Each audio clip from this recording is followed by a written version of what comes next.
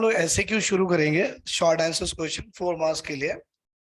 और ये जो एसएक्यूज होंगे मैं चैप्टर वाइज कराऊंगा।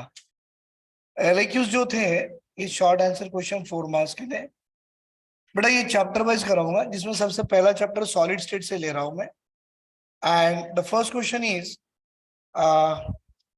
डिराइव द ब्रैग इक्वेशन करके पूछता है, and explain the Schottky and Frenkel defect करके पूछता है। तो सबसे पहला सवाल है बेटा डिराइव डिराइव ब्रैग्स इक्वेशन। अब ये ब्रैग इक्वेशन को अगर 4 मार्क्स को लाना है तो देखो, मैं पहले आपको आसान तरीके से सिखा देता हूं कि क्या करना है। बेटा 4 मार्क के लिए पहले एक छोटा सा डायग्राम बनाइए, ठीक है। बेटा इस डायग्राम को आप एक्सप्लेन करा लीजिए। ये डायग्राम का एक्सप्लेन कराने के वक्त में आपको एक वर्ड आएगा जिसका नाम है पाथ डिफरेंस। अब वो पाथ डिफरेंस क्या होता है वो लिख दो, and it is integral multiple of n into wavelength लगा दो। आपको ये एक पार्ट आ गया, मतलब डायग्राम हो गया, एक्सप्लेनेशन के साथ पार्ट डिफरेंस अगर आप देते हो तो बेटा यहां से और यहां से मिला के आपको 3 मार्क्स तो यहीं पे आ गए। अब रहा लास्ट 1 मार्क का। बेटा ये part difference equal to n into wavelength है ना, ये डिराइव पूछा है, इसकी एक छोटी सी डेरिवेशन होती है। I will explain you. भाई वो डेरिवेशन 2 लाइन की होती है, 3 लाइन की, वो लगा दो, एक फिर 1 मार्क आ जाएगा। And you are able to score 4 marks in this one. तो जो डिराइव ब्रैग इक्वेशन आपके बुक में जो दिया है इतना बड़ा बड़ा, वो सब जरूरत नहीं है। पहले डायग्राम होगा, उसकी छोटी सी एक्सप्लेनेशन होगी, उसके एक्सप्लेन करते करते आप यहाँ पर पहुंच गए तो 3 मार्क आ गए। और ये जो आता है ना, इसका डेरिवेशन होता है डायग्राम की हेल्प से, वो बना लो, 1 मार्क। टोटल कितने आ गए बेटा? 4 मार्क्स आपको इसमें से आ जाएंगे।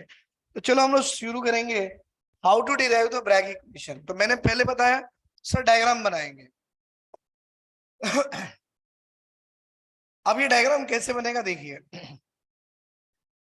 बेटा यहां पर है ना, ये रेज है, एक्सरे बोला जाता है, ठीक है। अब ये एक्सरेज है, ये पॉइंट से सीधा करो बेटा, ये पॉइंट से सीधा करो, ये पॉइंट से सीधा करो, ये पॉइंट से भी सीधा करो। मतलब आपका ये प्लेन हो गया, and it must be called as a first plane and it must be called as a second plane. ये 2 प्लेन पहले बना लो। आपने देखा बेटा मैंने डायग्राम कैसे बनाया?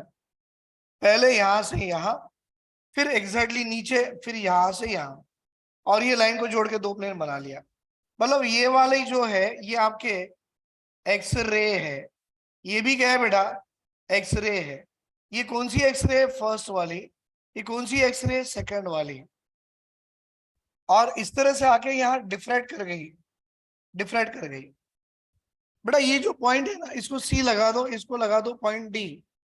यहां से ये सीधा और यहां से ये सीधा, इसे लगा दो बी, इसे लगा दो ई।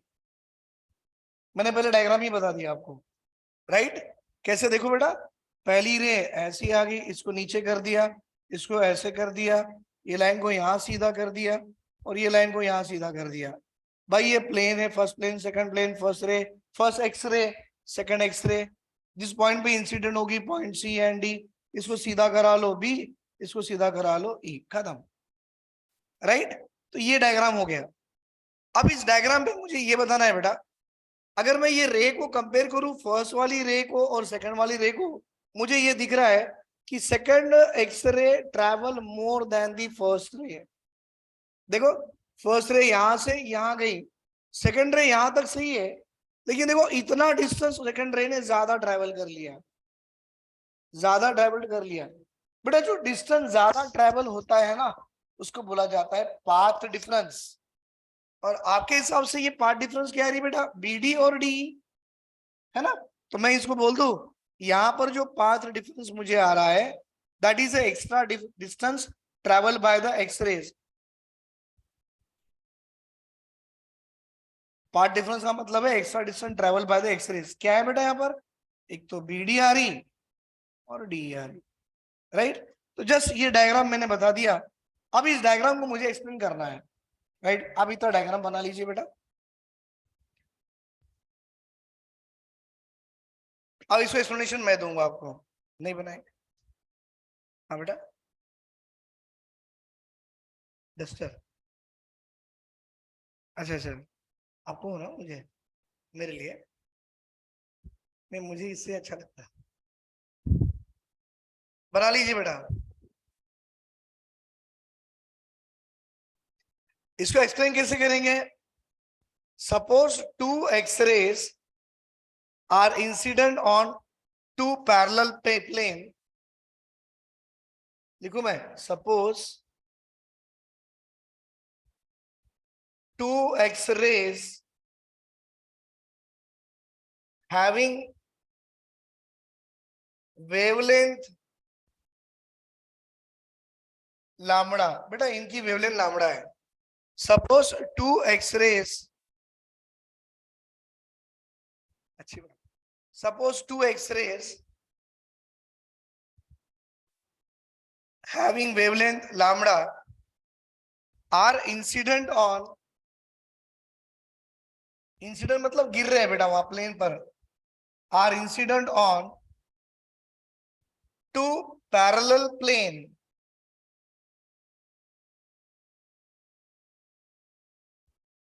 they both are incident on two parallel plane,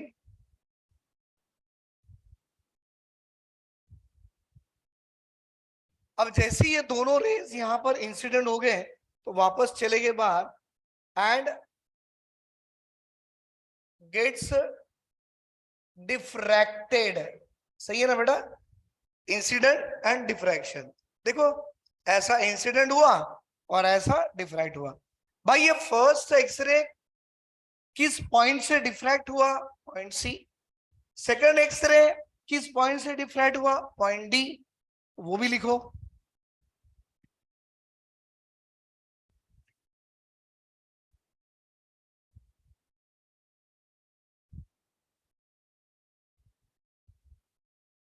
first x-ray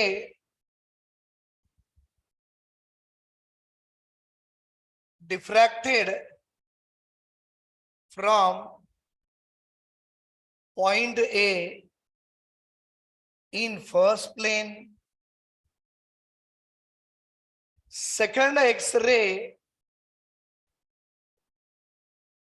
diffracted from point, ना बेटा diffracted from point C था पहला, and diffracted from point D in second plane.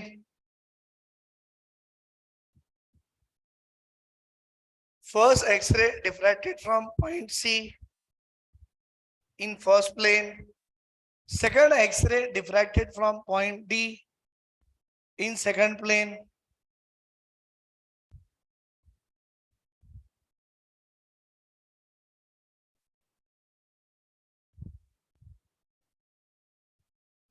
अब यहां से आपको ये पॉइंट समझ में आ रहा बेटा, दोनों फर्स्ट रे और सेकंड रे में कौन सी रे ज्यादा डिस्टेंस ट्रेवल करी? बोलो सेकंड। तो क्या लिखेंगे बेटा? Second x-ray, second x-ray travel more than first x-ray, extra distance traveled by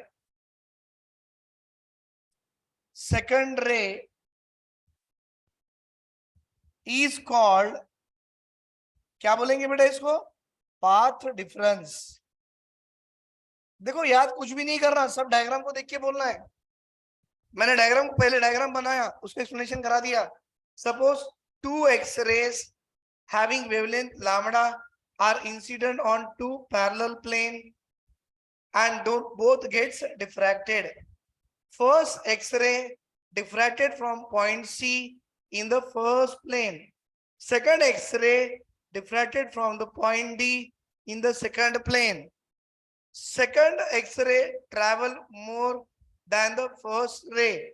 Extra distance traveled by the second ray is called path difference. So, by what is the extra distance traveled by it? That is a path difference. और path difference आपको यहाँ दिख भी रहा है, BD plus DE, BD plus DE।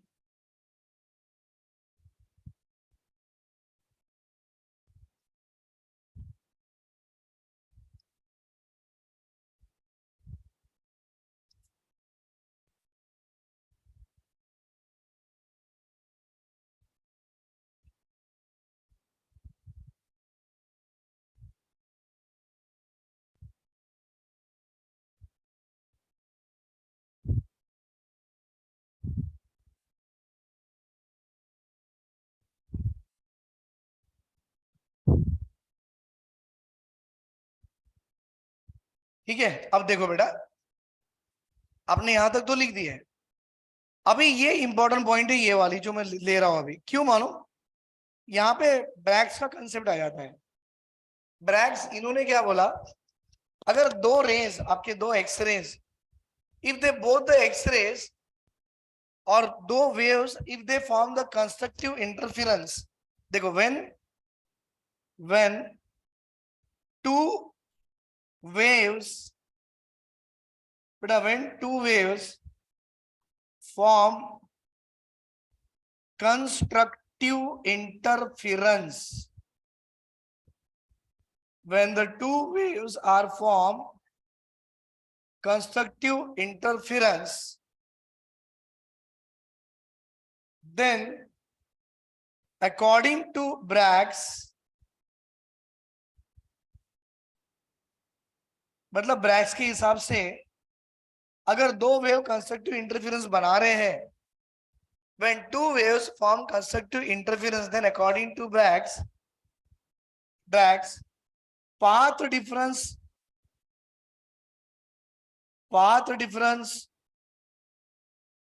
must be integral multiple of its wavelength। बेटा integral multiple of its क्या आएगा, वेवलेंथ। अब आप ही बोलो बेटा, पाथ डिफरेंस को ऐसा लिखा जाता है, ये आपका क्या है, पाथ डिफरेंस है, इक्वल टू इंटीग्रल मतलब एन, मल्टीपल ऑफ वेवलेंथ मतलब लैम्बडा, और पाथ डिफरेंस का फॉर्मूला क्या था बेटा, B D plus DE equal to n into wavelength. ये आपका यहां तक डायग्राम का एक्सप्लेनेशन हो गया। तो डायग्राम प्लस ये एक्सप्लेनेशन दे दो, 3 मार्क आ गए। अब रहेगा छोटा सा डेरिवेशन पार्ट, हम वो भी देखेंगे, अब इसे नोट डाउन कर लीजिए।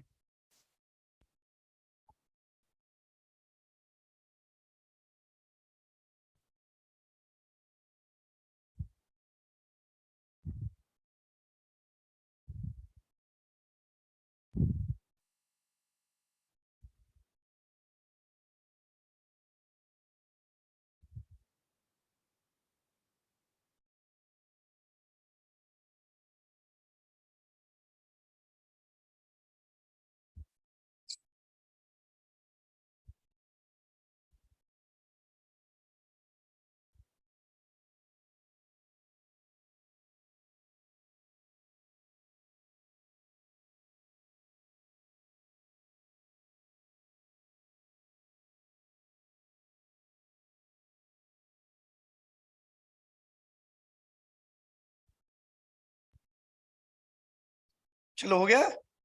अब मैं एक छोटा सा डेरिवेशन दे रहा हूं बेटा, इसके लिए देखिए वो भी क्या है, मुझे वो 2 पॉइंट निकालने पड़ेंगे, ये वाला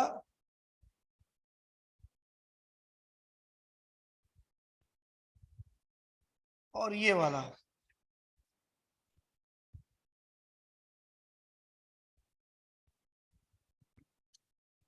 और ये वाला भी एक है। अब देखो बेटा, हम लेंगे यहां पर, ये डेरिवेशन है, छोटा सा डेरिवेशन है, ज्यादा नहीं है। Late theta is be the theta be the angle of incidence,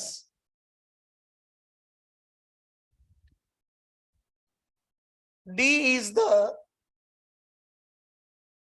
distance between two parallel plane। अब देखो बेटा यहां पर,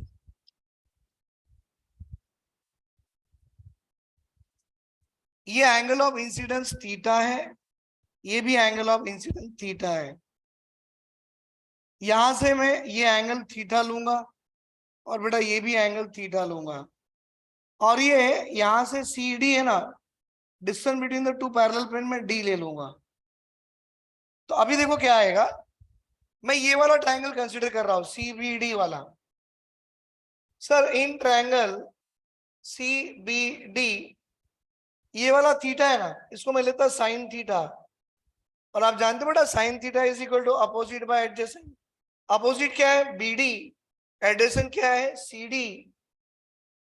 और उसी तरह से बेटा इन ट्रायंगल ये वाला ले लो, C D E, C D E.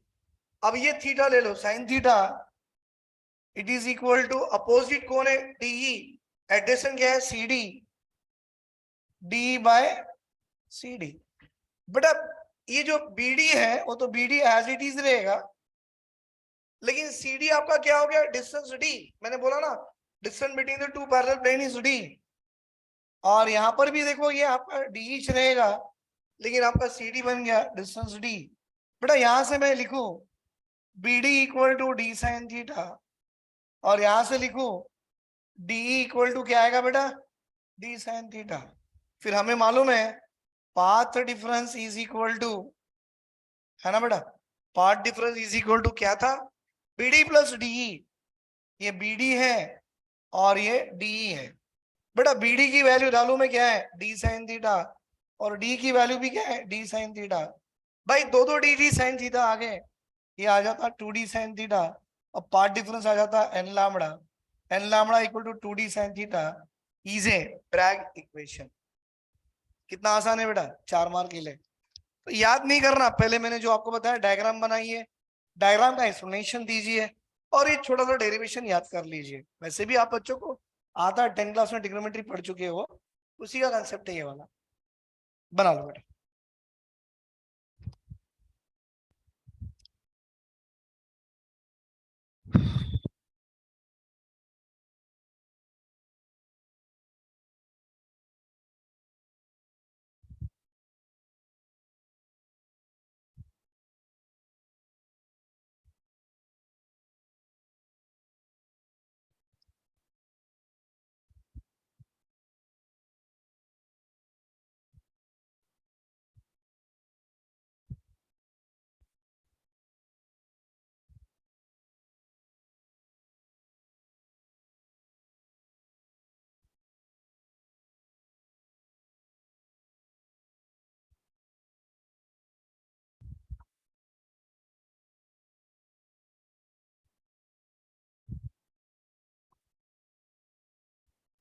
चलो हो गया बेटा, देखो हमने कैसे किए, पहले डायग्राम बना लिए।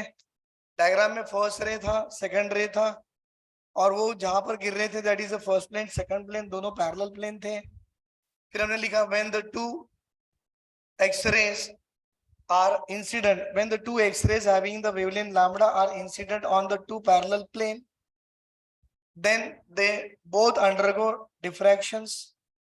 फिर बाद में सेकंड पॉइंट ये लिखे बेटा, second ray sorry the first x-ray are incident on the point C. See here, the first x-ray, that means diffracted from the point A, or the first x-ray are incident on the point C and gets diffracted from the first plane. Second x-rays are incident on the point D and gets diffracted from the second plane. फिर इसके बाद में हमने क्या लिखा बेटा, दोनों का ये आने के बाद में तो नेक्स्ट पॉइंट मैंने आपको ये दे दिया कि सेकंड रे travel more than the first ray. Extra distance traveled by the second ray is called as a path difference. Path difference क्या लिखे, BD प्लस DE।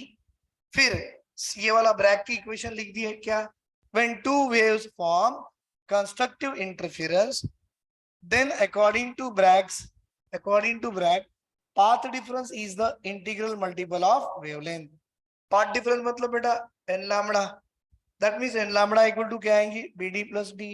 अब BD प्लस D की वैल्यू यहां से निकालेंगे कैसे, let theta is the angle of incidence, D is the distance between the two parallel plane, then in the triangle CBD equal to sin theta equal to BD by adjacent, and in triangle CDE sin theta equal to opposite by adjacent DE by CD. Then what is the value of CD? D, BD को as it is रख दिया, BD D sin theta, D sin theta, path difference BD plus DE, D sin theta plus D sin theta equal to 2D sin theta, and path difference is equal to n lambda. बना लीजिए बेटा।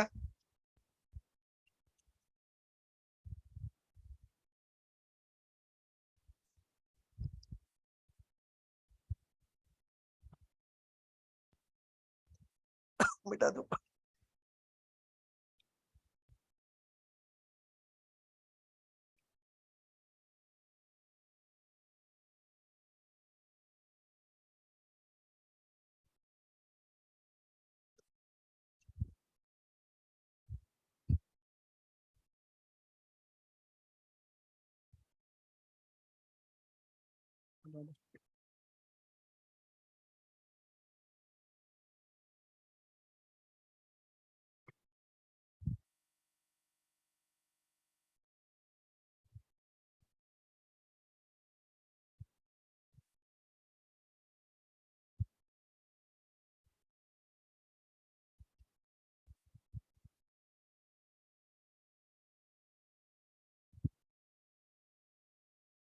बेटा second question है इसी solid state से, explain Schottky and Frenkel defect. आपको ये VSC की 2 मार्क्स के लिए भी आता है और एक साथ जोड़ के आपको 4 मार्क्स के लिए भी आएगा। एक्सप्लेन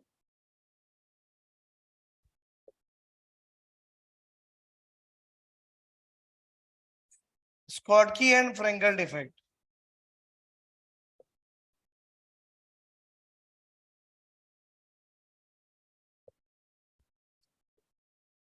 बेटा स्कॉटकी डिफेक्ट और फ्रेंकल डिफेक्ट में क्या है कि एक में नंबर ऑफ आयंस मिसिंग हो जाते हैं और एक में नंबर ऑफ आयंस डिसलोकेट हो जाते हैं। जिसमें नंबर ऑफ आयन मिसिंग हो गए उसकी डेंसिटी कम हो जाती है, और जिसमें नंबर ऑफ आयंस डिसलोकेट हो जाते हैं वहीं के वहीं वहां पर कुछ वैकेंसी क्रिएट हो जाती है, वहां डेंसिटी की चेंज नहीं आती है। तो जहां डेंसिटी डिक्रीज होगी that must be called as a Schottky defect, और जहां डेंसिटी की चेंज नहीं आएगी that must be called as a what, Frenkel defect. चलो बेटा हम लोग स्कॉटकी फ्रेंकल दोनों एक साथ करेंगे।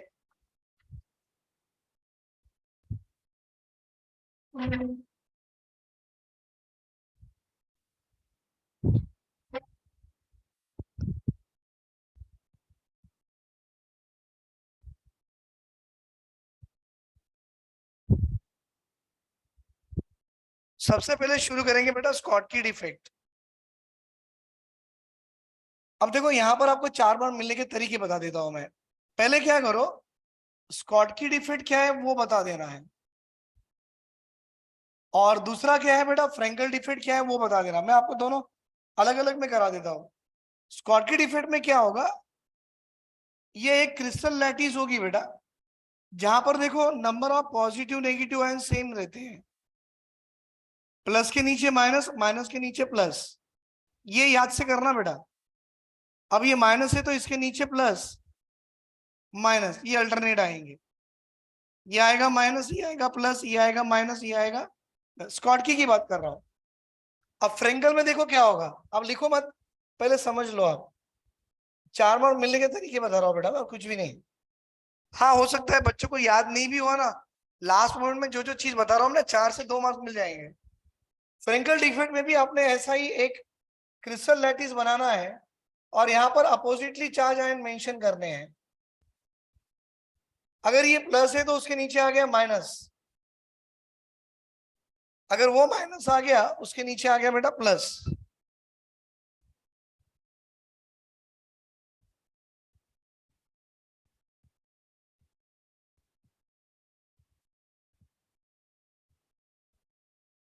राइट बेटा, यहां पर क्या होगा स्कॉटकी में, अगर आपका एक पॉजिटिव मिसिंग होगा ना तो इलेक्ट्रिकल न्यूट्रलिटी मेंटेन करने के लिए कहीं ना कहीं से एक नेगेटिव को आप मिस करा लो। एक नेगेटिव मिस हो गया, एक पॉजिटिव हो गया। स्कॉटकी के लिए, फ्रेंकल के लिए बेटा, अगर आपका एक पॉजिटिव मिसिंग होगा ना बेटा, वो पॉजिटिव कहीं ना कहीं ये 4 आयंस के बीच में आके बैठ जाएगा। ये आके बैठ गया, और आपने पॉजिटिव को ही मिसिंग करनी है, नेगेटिव को मिस नहीं करते। क्योंकि जो खाली जगह वैकेंसीज होती है ना, वॉइड होता है ना, वॉइड में कैटायन जाता है, एनएन नहीं, क्योंकि एनएन की साइज बड़ी है ना बेटा, एनएन नहीं जा सकता। देखो आके यहाँ बैठ गया, तो इस केस में आपका आयन डिसलोकेट हो गया, no change in the density. बेटा इस केस में आपके आयन मिसिंग हो गए तो there will be decrease in density. Right, अब मैं आपको पॉइंट बताऊंगा कैसे लिखना है। बेटा पॉइंट आपको ये लिखना है, it is a point defect, it is a point defect in which the cation and anion are missing from its lattice point. लिख लो बेटा, डायग्राम तो बना लो, पहले डायग्राम बना लो, डायग्राम के ऊपर ही आपको 2 मार्क्स मिल जाएंगे।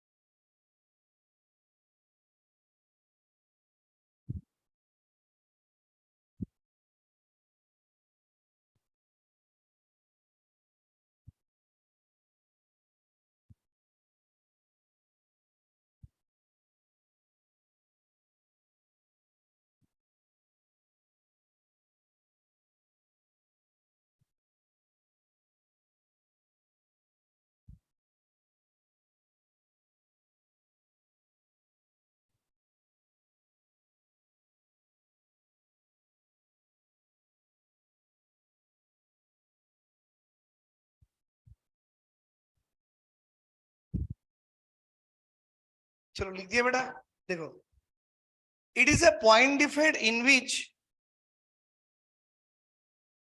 एटम और आयन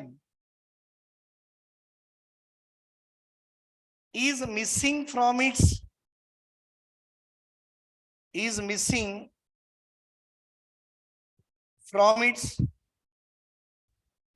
नॉर्मल साइड, उसके नॉर्मल साइड से मिसिंग हो गए, एटम और ion is missing from its normal side. In this defect density of crystal lattice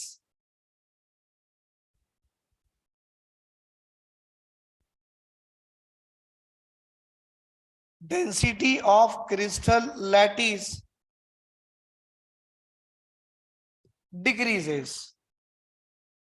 example लिख लो बेटा, एक NaCl आएगा और एक AgBr आएगा, क्योंकि ये कॉमन है दोनों के लिए।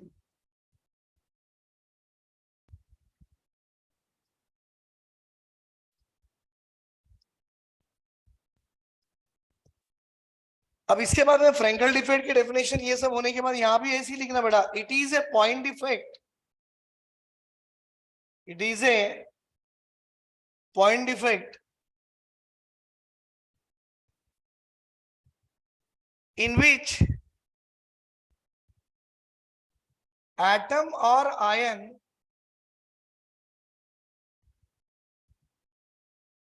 is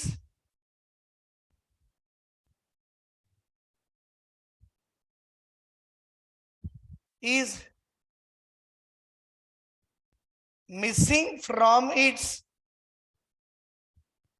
वही वाला पॉइंट है बेटा, missing from its normal side and occupy interstitial space। मतलब ये वाले स्पेस को अपन क्या बोल दिए बेटा, interstitial space.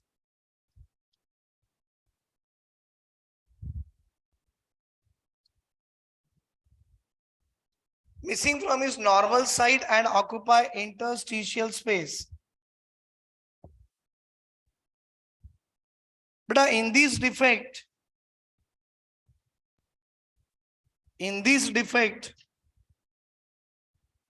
there will be no change in there will be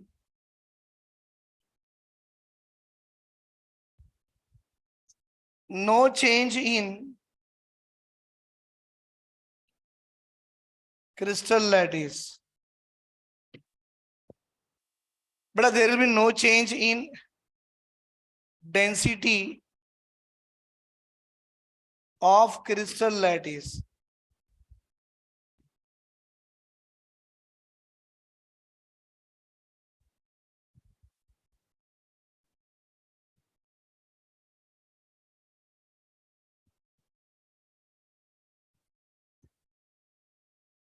There will be no change in density of crystal lattice.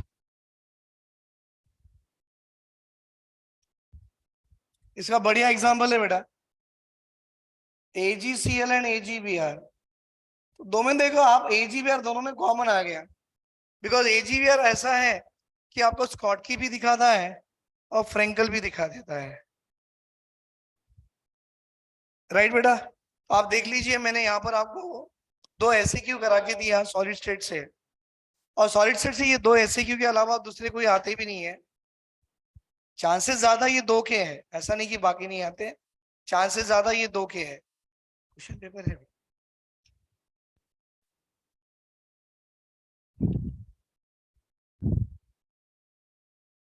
वैसे भी आप देख सकते हो कि ये वाली अभी एग्जाम में आपको ब्रैग इक्वेशन आया था, अभी 23 के मार्च के एग्जाम में आपको ब्रैग इक्वेशन आया था, डिराइव द ब्रैग इक्वेशंस.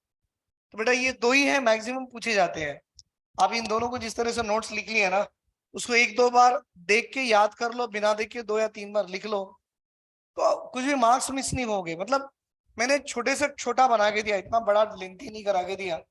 मैं समझ सकता हूँ कि बच्चों के पास टाइम कम है, तो 4 मार्क्स तो मिल जाए, बट आपके पास क्वांटिटी भी कम हो और इजी भी हो, उस तरह से मैंने बना के दे दिया है. राइट, एक हो गया ब्रैग्स, एक हो गया Schottky and Frenkel defect. Now अब हम सॉल्यूशन चैप्टर पे जाएंगे बेटा. उस सॉल्यूशन चैप्टर के कुछ न्यूमेरिकल्स है, I mean definitions and all, वो देखेंगे. बट उससे पहले मैं समझ सकता हूँ कि बेटा यहाँ पर हमें इलेक्ट्रोकेमिस्ट्री और केमिकल काइनेटिक्स से भी 4 मार्क्स आते हैं, हम वो भी देख लेंगे. चलो मिटा दो.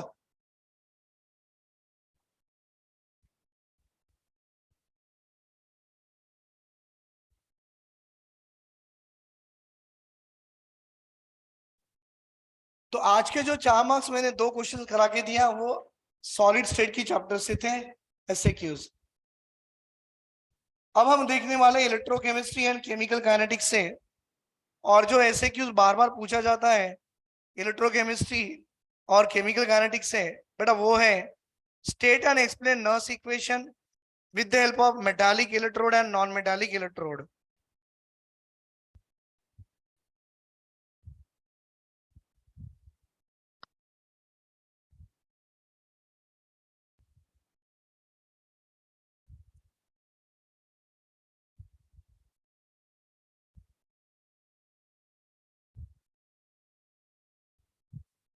चलो करें बेटा. अब ये इलेक्ट्रोकेमिस्ट्री से और केमिकल काइनेटिक्स वाला है, पर इलेक्ट्रोकेमिस्ट्री का पार्ट है. State and explain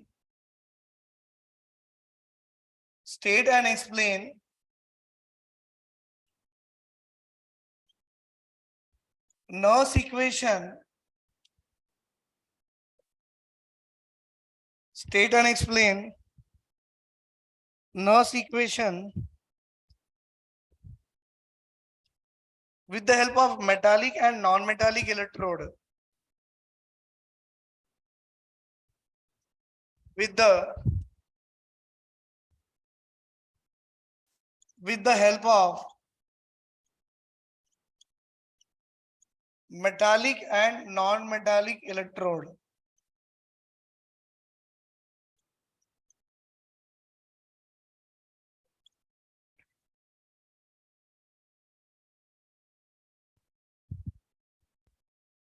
right, pen में थोड़ा इंक डाल देता हूं बेटा मैं.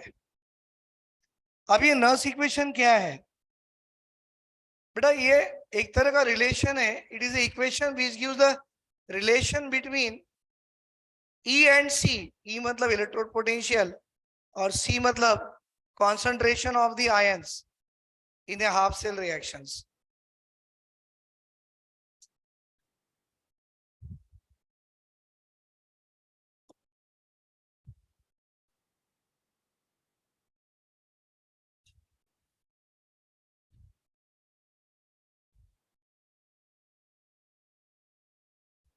देखिए बेटा, सबसे पहले स्टेट बोला उसने, तो आपने क्या लिखना है, नर्स इक्वेशन का स्टेटमेंट क्या है। भाई ऐसे कोई नर्स इक्वेशन के स्टेटमेंट नहीं होते हैं, नर्स इक्वेशन क्या होता है वो बता सकते हैं।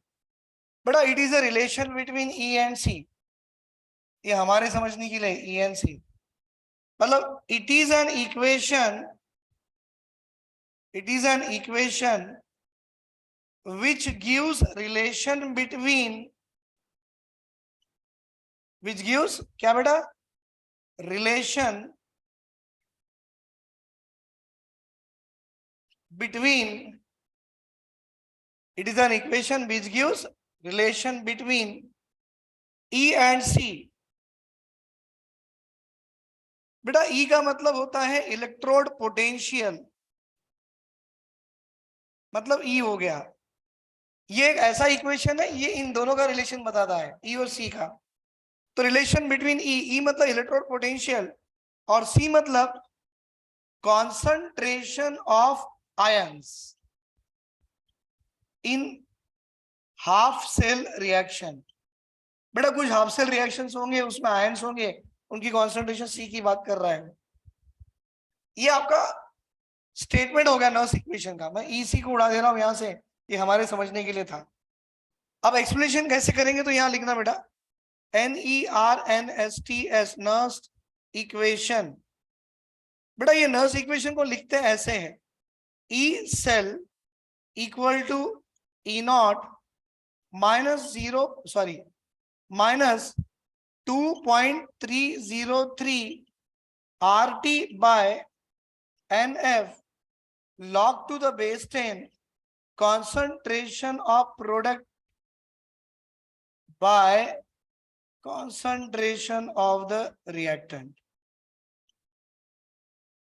बेटा अगर मैं ये 2.303 R जो आप बहुत बता रहे हो, R is a universal gas constant, भाई उसकी वैल्यू 8.314, R की वैल्यू कितनी आएंगी 8.314 जॉल केल्विन इनवर्स मोल इनवर्स डाल दो, राइट। ठीक है बेटा, temperature is in kelvin, temperature किस में होते हैं, केल्विन में, और स्टैंडर्ड कंडीशन में टेम्परेचर का वो कितनी होती है 25 डिग्री सेंटीग्रेड, मतलब 298 केल्विन हो। बेटा एफ क्या है, Faraday, that is equal to 1 Faraday, by 1 Faraday मतलब it is equal to 96,500 coulomb, right. अब ये सारी वैल्यू अगर आप डाल देते हो तो आपको देखो ये वाली इक्वेशन ऐसी मिलेगी, E cell is equal to E not minus, ये पूरी वैल्यू डाल दो 0.059 by n into log to the base 10 concentration of product by concentration of reactant। कुछ समझ में आया बेटा आपको, ये बना लो यहां तक। अभी भी कंप्लीट नहीं हुआ, मेटालिक नॉन मेटालिक के अलग से देने हैं। 4 मार्क कैसे आएगा बेटा, ये रिलेशन लिख दो ई और सी का 1 मार्क, ये इक्वेशन लिख दो ये वाले, ये वाले, और एक 2 मार्क इसमें आते हैं, इसको 1 मार्क, इसको 1 मार्क, कितने हो गए 2, 2 और 1 क्या हो गए 3, मेटालिक आधा नॉन मेटालिक आधा, 4 मार्क। अब मैं लिखा के दूंगा मेटालिक एंड नॉन मेटालिक। और आपको लग रहा होगा ये एन क्या है, ये एन क्या है, बेटा n is the number of electron transferred, n is the number of electron क्या होते हैं transferred, gain of electron loss of electron जो होती, sorry loss and gain n की वैल्यू है।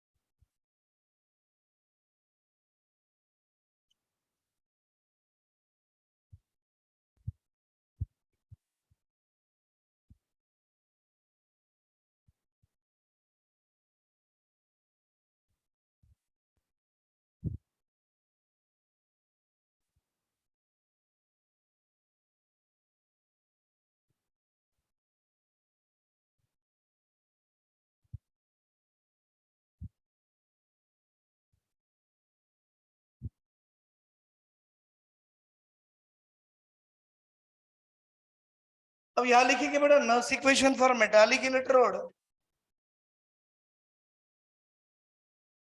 Nurse equation for metallic electrode, और वैसी एक नर्स इक्वेशन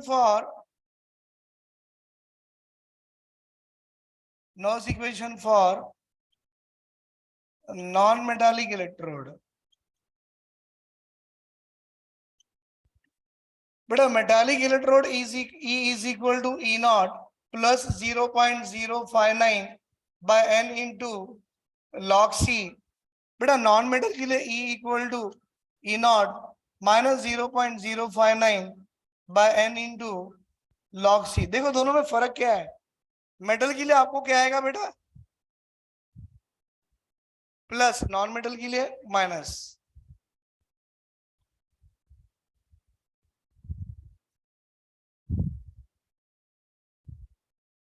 इस तरह से आप लोग 4 मार्क ये वाला इसमें मिला सकते हो बेटा।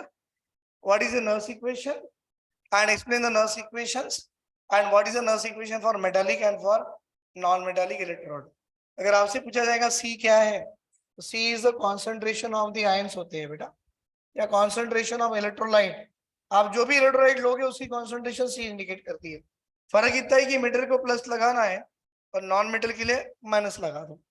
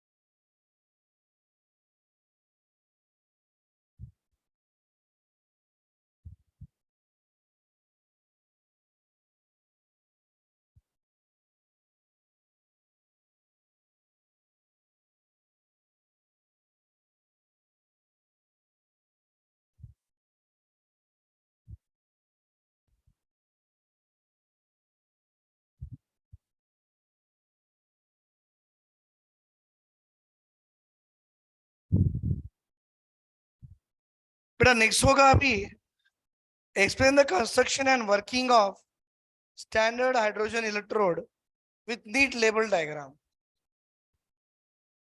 मतलब स्टैंडर्ड हाइड्रोजन इलेक्ट्रोड का एक कंस्ट्रक्शन भी है और उसी की वर्किंग है with the neat label diagram. अब वो क्या होगा हम लोग देखेंगे। चलो आपका ये बना के हो गया बेटा, वेरी गुड, बना लिए।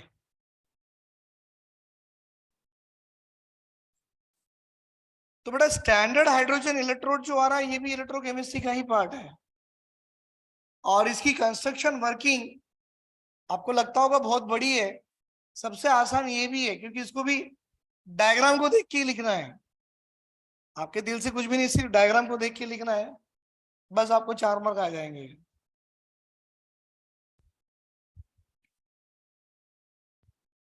हो गया।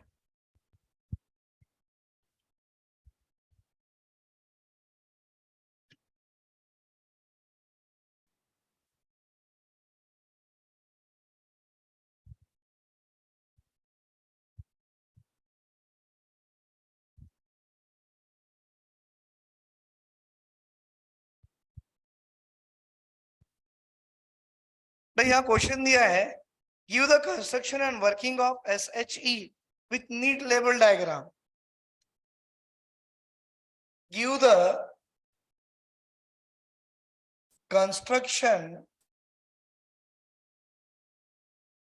And working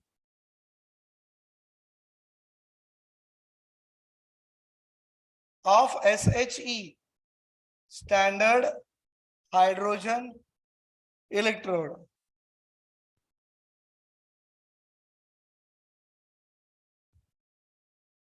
with neat diagram.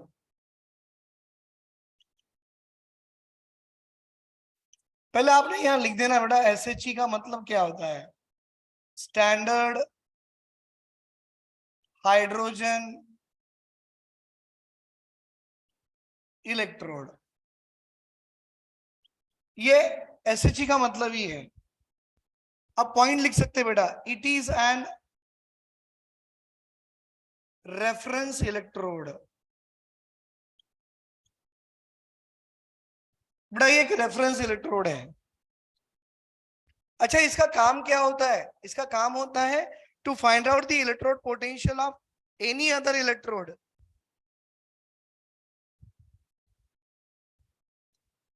So it is used to measure, it is used to measure potential, मतलब electrode potential. It is used to measure potential of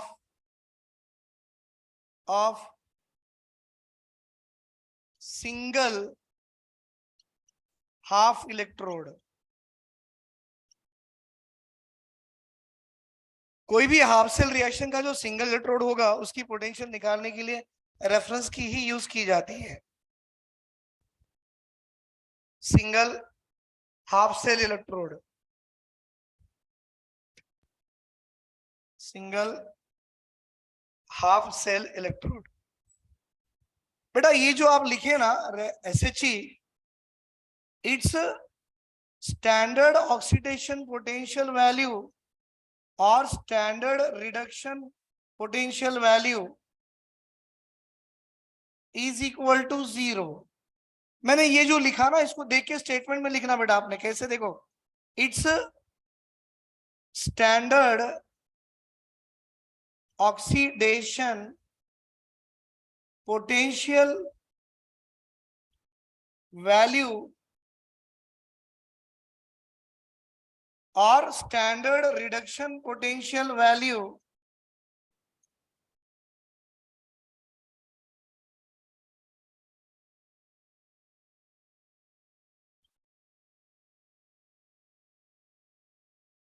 is taken as 0.00 volt. ये लिखे ना आपने, ये वाला जो आपने लिखा ना बेटा, इसको मैंने स्टेटमेंट में डाल दिया। तो पहला पॉइंट क्या है, it is N reference electrode. इसकी काम क्या होता है, इसका काम ये है टू मेजर द पोटेंशियल, किसका, सिंगल हाफ सेल इलेक्ट्रोड की पोटेंशियल निकालना है। तो इसकी एसओपी और एसआरपी की वैल्यू कितनी होती है, इसकी एसओपी और एसआरपी की वैल्यू होती है एज ए 0। तो आपने ये जो 3 पॉइंट लिखे ना बेटा, ये अपने एसएचई के बारे में लिखा, राइट। अब इसकी थोड़ी कंस्ट्रक्शन भी लिखेंगे हम लोग, ये एसएचई का कंस्ट्रक्शन कैसे होता है। तो बेटा एक डायग्राम बनाऊंगा छोटा सा और उसकी एक्सप्लेनेशन दे दूंगा मैं। 3 पॉइंट लिख लो बेटा आप लोग।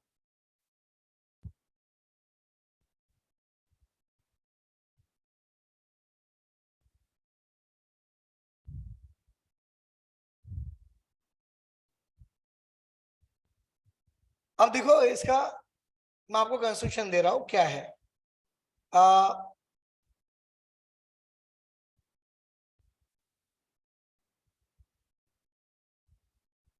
बेटा ये ग्लास ट्यूब है और ये ग्लास ट्यूब से मैंने एक प्लैटिनम वायर डाला हुआ है और प्लैटिनम वायर को एक प्लैटिनम फॉइल के साथ ऐसा वाइंड अप करके रख दिया है। देखो बेटा ये क्या है, ये एक प्लैटिनम की वायर है, ये ग्लास की ट्यूब है और ये ग्लास के ट्यूब से मैं H2 की गैस पास करा रहा हूं और ये सबका सब आपने एक बड़े से बीकर के अंदर डाल दिए है और बीकर के अंदर में सॉल्यूशन है।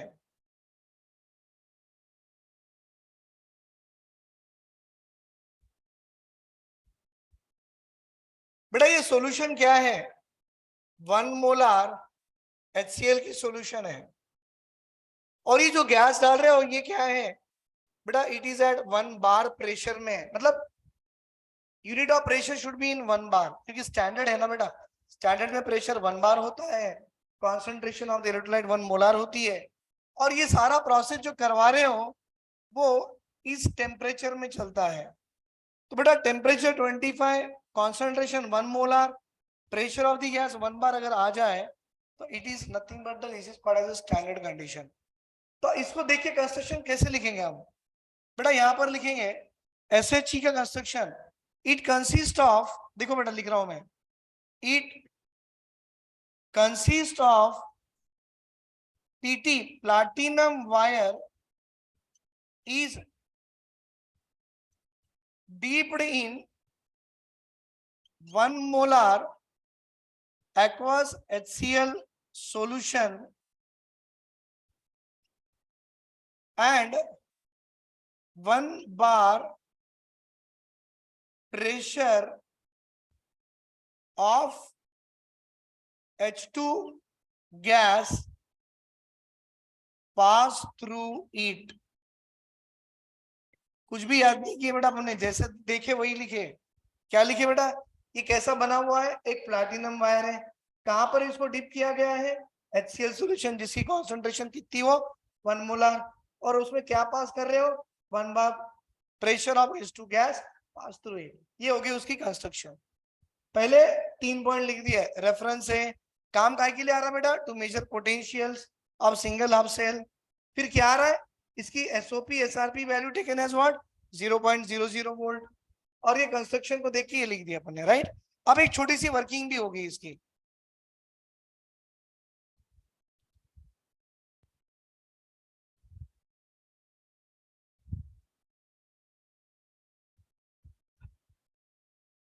अब इसकी छोटी सी वर्किंग होगी,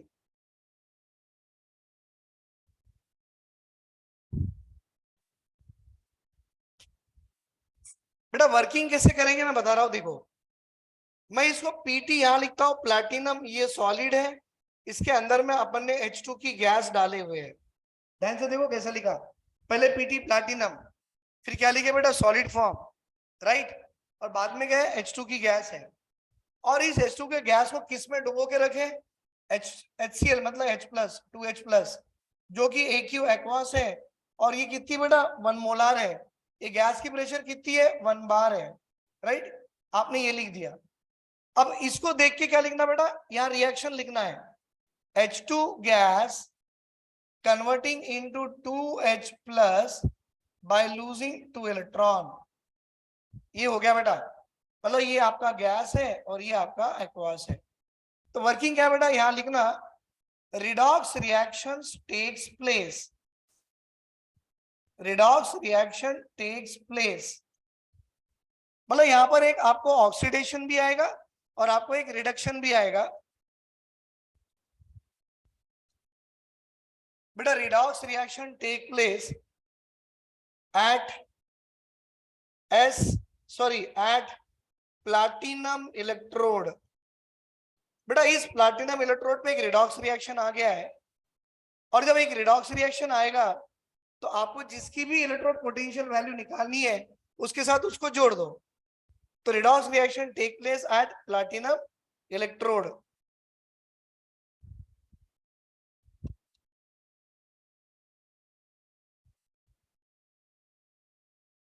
चलो हो गया, आपने ये सेल भी लिखा, रिएक्शन भी लिखा, और एक पॉइंट ये भी लिख दिया है।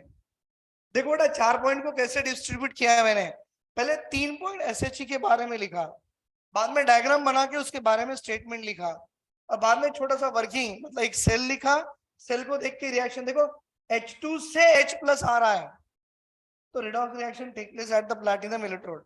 हो सकता है यहां से यहां भी आ जाए, इसका उल्टा भी हो सकता है, पर हमको सिर्फ इतना ही बताना है।